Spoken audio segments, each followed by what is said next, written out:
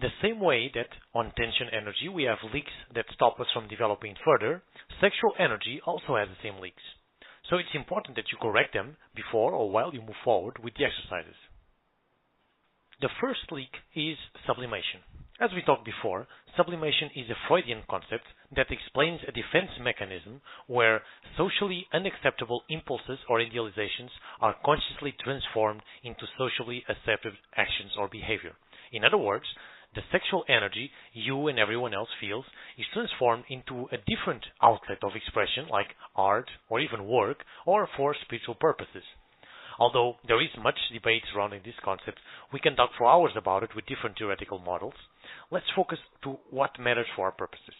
Many individuals are sublimating their own sexual energy without knowing, and this energy is being used against them. In other words, because they don't acknowledge and accept their sexual energy and instinct, this energy becomes staled and is then being used for negative effects like physical illness, shyness, embarrassment, stiffness of the body, and so on. It can also bring the positive effects like creativity and drive in your work. That's true, and you can continue to use that. The problem are the negative effects that not only deplete your sexual energy, but it's also used in a way that is harmful for you. I'm not saying this is the case with you, but a general observation is necessary to understand if this is true or not in your particular case. If you are doing it consciously for a specific purpose, especially as it's taught on other courses, it's not a problem, and it's very useful and beneficial for you and your objectives. The problem is when this sublimation is unconscious and negative, when you are not aware of what is happening. This is one of the biggest issues in men. They are so out of contact with their own sexuality that a lot of negative effects appear because of it. Now that you know this, how can you solve it? On the second part of this section, we'll have specific exercises that allow you to connect with your sexual energy in the way that will allow you to feel it and understand if it's being used negatively or it's being sublimated negatively or not. I'll then give you specific instructions on how to use it. So keep watching this section. Then we have the second leak, which is looking for sexual validation. This is very common in women, but these days it's pretty much similar in both sexes. When you go out, either on everyday life, but more specifically in common, in clubs, you are there merely to see if someone else is attracted to you. You are searching for sexual validation.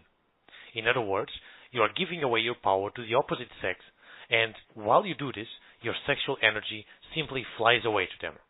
They gain more energy and you lose it. You see this in all these guys at the bar with a drink in their hands, looking at the women in front of them and talking among them how she is looking and giving signals without actually doing nothing. This is searching for sexual validation, and you can smell the despair in them. The solution? Well, stop doing it. Remember the first section of this course, the seducer's attitude? You're given several tools that allow you to keep a powerful attitude and stop this leakage. In here, you are your own worst enemy. Your inner voice and attitude are the problems. You already go out with the despair attitude like, let's see if I get lucky tonight or similar kind of things. And the inner voice will then continue to confirm that during the rest of the evening. Use the tools given in the first section to have a more empowering attitude, a bigger intention, and an inner voice in a way that you are not giving away your power. The third leak is too much masturbation. First of all, don't get me wrong. Masturbation or ejaculation is not the root of all evils, for some people make it so. It's not unhealthy, it won't grow hair on your hands, and you won't get blind. Ejaculation itself is also not going to harm you or make you sick. They are both normal and healthy function of the male body. But they do have an effect on sexual magnetism that is important for you to be aware about and understand. Too much masturbation with ejaculation will deplete your sexual magnetism and sexual energy overall. Without ejaculation is not a problem, and you can do so at will. It's even good for your sexual magnetism as long as you don't ejaculate. Some schools of thought recommend avoiding ejaculation completely. I wouldn't go that far. Full ejaculation control has its time and place, but it's not for the normal everyday guy. Most people don't need, and let's face it, it will probably be unhealthy for you to avoid ejaculation altogether. This ejaculation control needs are also other kinds of practices that most people are not willing to do so. So let's find a middle ground here. Not avoiding it completely, but also not doing it so much that it drains your sexual magnetism. The real question is, then, what is too much? How much is enough? Once a day, once a week, once a month? Fortunately, the Taoists had a formula for that. If you divide your age by 5, you'll get the exact number of days that should go without ejaculation. If you have 20 years, then 20 divided by 5 is equal to 4. So you can do it in intervals of 4 days. If you have 30 years old, 30 divided by 5 is 6. So it should be 6 days without ejaculation, and so on. Now, does this mean that you cannot have sex in this period? Not at all. Especially if you learn to have sex without ejaculation. But that's a material for another course. This isn't the point of this course, so it must be separate since it demands a whole new set of skills. We'll look into it later on. The fourth and final leak for now is too much porn. Simply put, our brains are not ready for the constant influx of pornography easily gathered from today's high-speed internet. Constant novelty, shocking producing visuals, clicks in search of a perfect shot. Basically, you are training your brain to become addicted to while changing the workings of your pleasure centers, more exactly dopamine. Dopamine drives the arousal, and the steady stream of ever-changing erotic stimulation is a very powerful training experience that an occasionally masturbation to orgasm. That's why pornography can create addictions in some brains. Behavioral addiction research on food, gambling, video gaming, and yes, internet porn shows that too much no dopamine numbs the pleasure response of the brain. This indicates that the addiction processes are creeping in. Internet porn don't just meet your needs.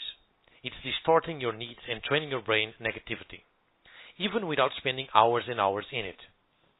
10 minutes a day for months or years is more than enough to dysregulate your pleasure centers and sexual energy along with it, since they are deeply connected. Then, we also have the psychological impacts to constantly using porn to ejaculate. You are training yourself to orgasm by looking at a woman rather than being with a woman, without any emotional connection. Ejaculation too fast, placing too much emphasis on looks and size and so on. Not only that, an orgasm is deeply vulnerable and suggestible state. Hence, much magic is done with orgasm. At the moment of the orgasm, his energy field is open tremendously. That's why many unrealistic beliefs are deeply programmed into someone when he's masturbating into porn. The solution? Use your intention and stop watching porn altogether. No other way around it. This is an important leak that must be fixed to have a good and healthy sexual magnetism. Now, regarding all these leaks, then you can say, well, but I have a friend who has a very intense sexual magnetism and he's very good with women, yet he does some of the things above. How is that possible?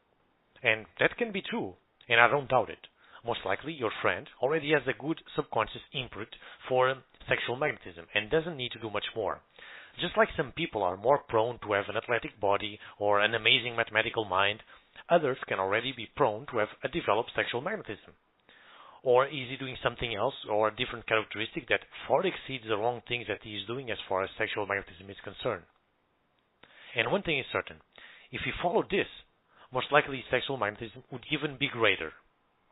So I'm giving you here is the best practices and how anyone can develop a powerful sexual magnetism, but by all means, this is not the only way. It's a way. Most likely, if you know a better way, you wouldn't be taking this course. So experiment with it.